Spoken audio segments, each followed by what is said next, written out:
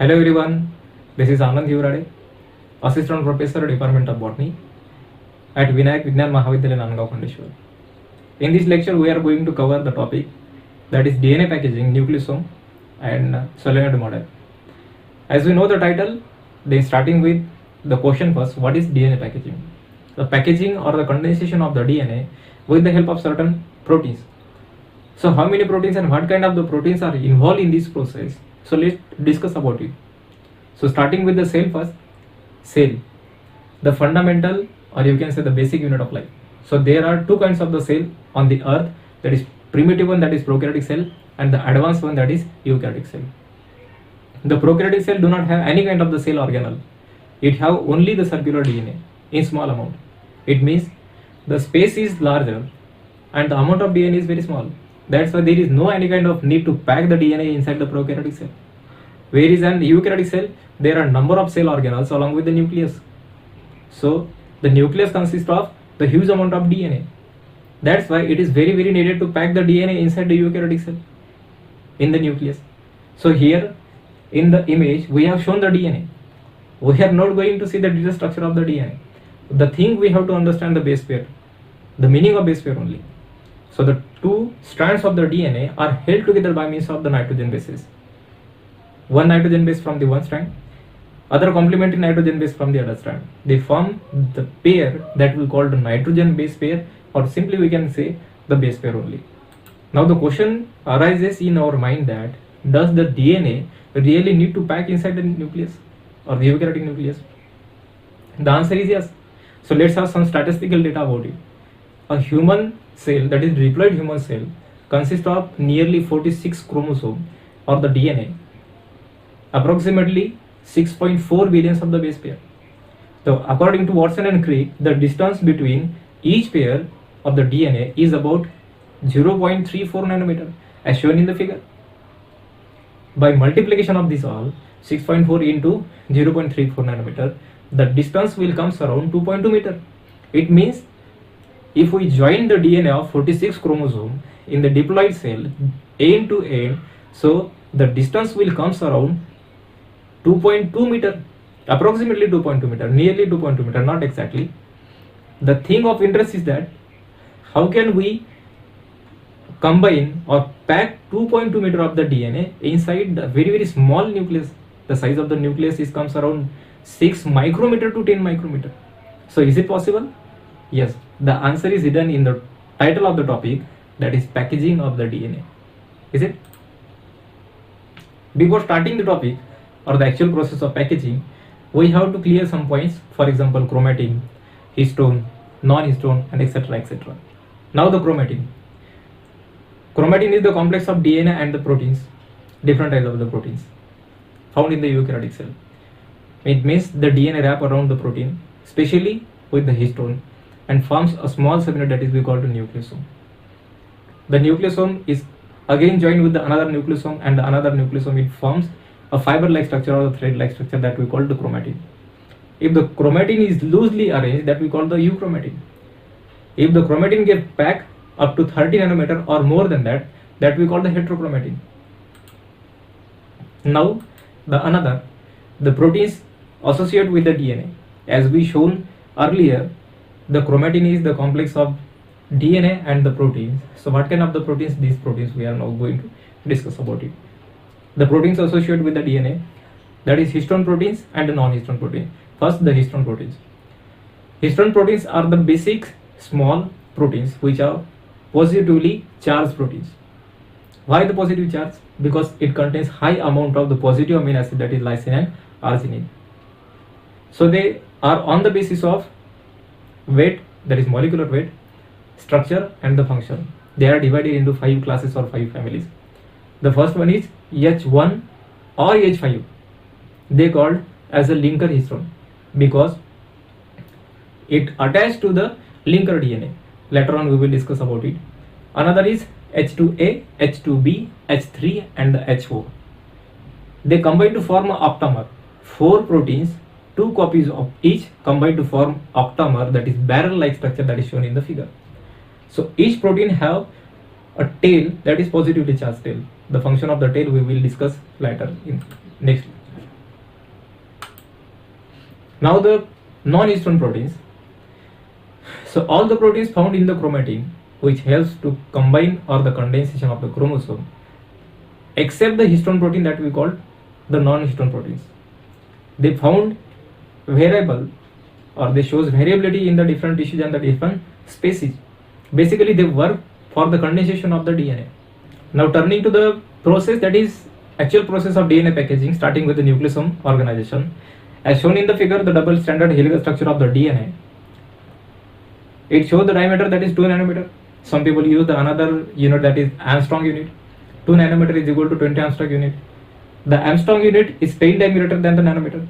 Now it has to pack around the histone proteins. Look at this. These are the 4 subunits of histone, that is H2A, H2B, H3 and H4. 2 copies of each to form, combined to form an octamer. So the tails, that is positively charged tails, lie as beside. So the positively charged on the tail, it is because of the presence of the arginine and lysine amino acid. These are the positive amino acid. Whereas the DNA has to pack on this. Now the DNA shows a partial negative charge because of the phosphate which is present inside the phosphodiester bond. So now the negatively charged DNA wraps around the positively charged histone proteins. So suppose that this is the DNA and now this is the, I am the histone, and this is the positively charged tail. So the DNA will like this and the positively charged tail will be combined like this. So that association, definitely that association is the partial association, and that we call the weak interaction or the ionic interaction, because it is formed by the weak ions or the charges. So it will form the structure, the small subunit, that is we call the nucleosome. So some characteristics of nucleosome. It was discovered by the Roger Kornberg in 1974. It is the basic structural unit of DNA packaging in the eukaryotic cell. It's a first level of organization where the DNA wraps around the histone protein. So what is meant by level of organization? When the chromatin material condense or packed to form the chromosome, it takes a 4 level. First level, second level, third level and fourth level of organization. So that levels will be discussed in the same lecture. Now question is that how much DNA wraps around exactly with the histone core. So it was the conclusion that 200 base pairs of the DNA wrapped around the octamer of the histone. So scientists make the decision on this. So they try to cut the DNA to know the exact wrapping of DNA with the histone protein. They use the endonucleases for that, which is derived from the SOS, that we called microvocal endonucleases. That's why the name shortly we call the MNS.